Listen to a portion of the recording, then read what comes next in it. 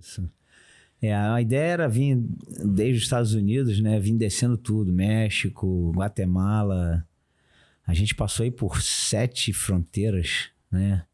Guatemala, a gente desceu, Guatemala, se eu não me engano, Honduras, Nicarágua, Panamá, Colômbia, né? A gente veio até a Colômbia. Na verdade, o carro chegou na Colômbia. Sim. Mas o maior perrengue que eu tive foi no Panamá para embarcar o carro, porque não tem estrada. Sim, né? Tem que cruzar de navio. Tem que cruzar de navio num container. E quando ele conseguir embarcar, né, depois de 3 semanas, uma burocracia também no lado do Panamá.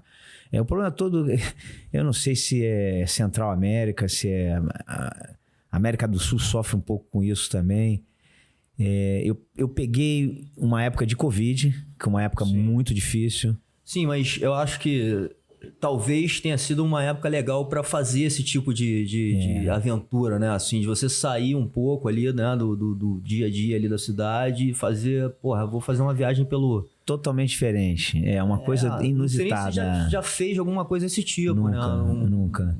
E a primeira coisa que veio na minha cabeça, a gente falando disso, é que é totalmente diferente a viagem quando você pega um avião e desce no aeroporto, né? E do aeroporto você vai para um hotel 3, 5, 10 estrelas. É maravilhoso. Sim. Né? Você não conhece o país, o que está na borda daquele país.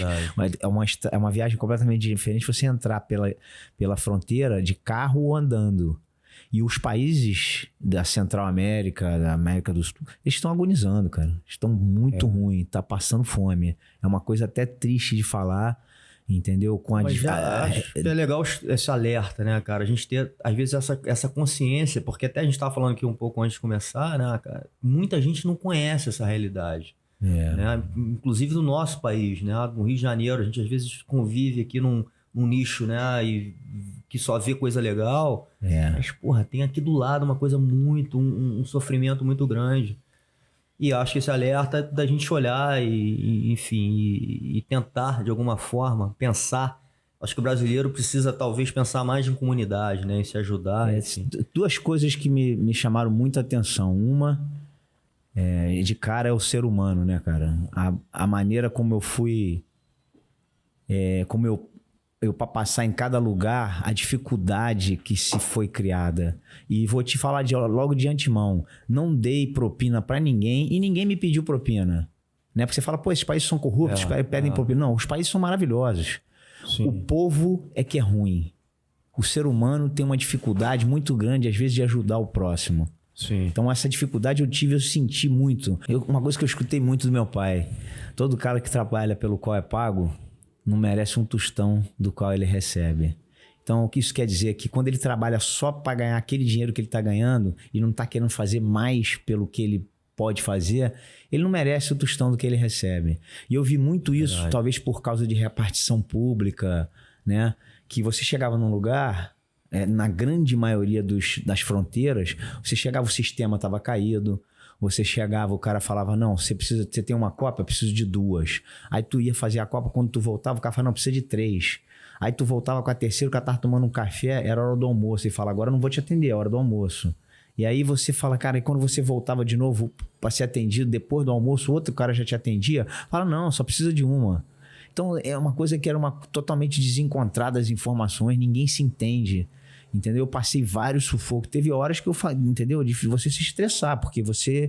Sim, entendeu? Você não tem uma fronteira, são 2, 3, são 6 fronteiras eu passei. Eu cheguei a um ponto numa fronteira entre a Honduras e Nicarágua, se eu não me engano, que você quando sai, você dá o baixa no passaporte, você saiu daquele país e dá baixa no carro. Sim. Quando você entra na outra, você dá a entrada e você dá a entrada do carro. Quando eu tava já saindo na Nicarágua, o cara virou pra mim e falou, cadê o teu PCR? Eu olhei pra ele e falei, cara, eu tenho a carteira da vacina, eu sou vacinado, tenho as 2 doses. O meu amigo que tava comigo também. Aí ele falou, não, você tem que ter o PCR. Eu falei, esses caminhões todos estão passando aqui, tá escrito aqui que não precisa. Eu falei, não, você precisa. O cara encrencou com a gente de uma maneira.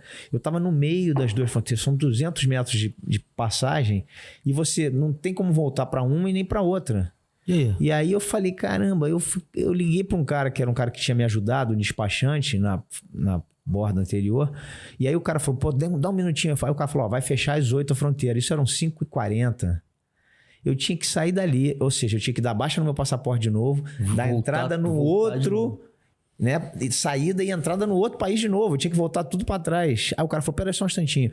Aí o cara, 15 minutos, falou, tô passando aí pra te buscar. Eu falei, mas tu vai passar como? Eu tô no meio da fronteira? Eu falei, eu tô indo aí te buscar. O cara entrou no meio das duas fronteiras de táxi, me pegou, a mim e o meu amigo, levou a gente pra fazer o teste. E o carro ficou no meio? O carro ficou parado no meio. No meio tem o quê? Tem gente vendendo bala, vendendo sorvete, vendendo churrasquinho. Entendi. Tem um monte de boteco ali entre os dois países que não é ninguém, é no meio. Mas o cara não podia estar entrando no meio, eu não podia ter saído e ter voltado. Então ele foi lá, eu fiz o teste PCR, voltei, cheguei 15 para as 8 para poder passar na borda. Quando eu mostrei o teste, o cara nem olhou o teste, cara. Então tu fala, caramba, cara, tem umas coisas que você... Pô, será que sou eu? O cara quis enganar. É o poder que essas pessoas têm. Sim. De falar, não, volta pro final da fila. Fala, não, mas já tô no final da fila. Não, anda mais uma casa então. Você fala, você nunca tá certo, você nunca tá... As coisas não funcionam, entendeu? Eu vou te falar que eu comparei o Brasil a esses outros países. Para mim, o Brasil é Suíça. Com todo o problema que a gente tem aqui. As pessoas não têm ideia o que esses outros países estão passando. É muito fácil a gente falar, pô, o Brasil tá com problema disso.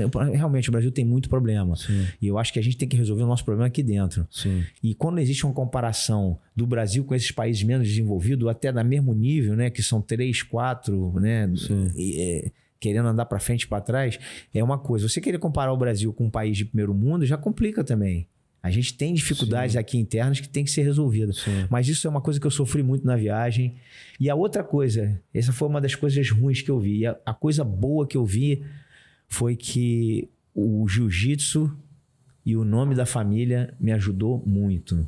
Aonde eu passava... Isso deve ser muito animal. Porque eu já falo, cara. Inclusive... Fala, galera. São mais de 30 anos de jiu-jitsu. 25 anos competindo em alto nível. Hoje trago para você... em português, pro Brasil, a guarda diamante. Tá na hora de evoluir, resistir à pressão e se transformar na melhor versão de você mesmo. Ouça.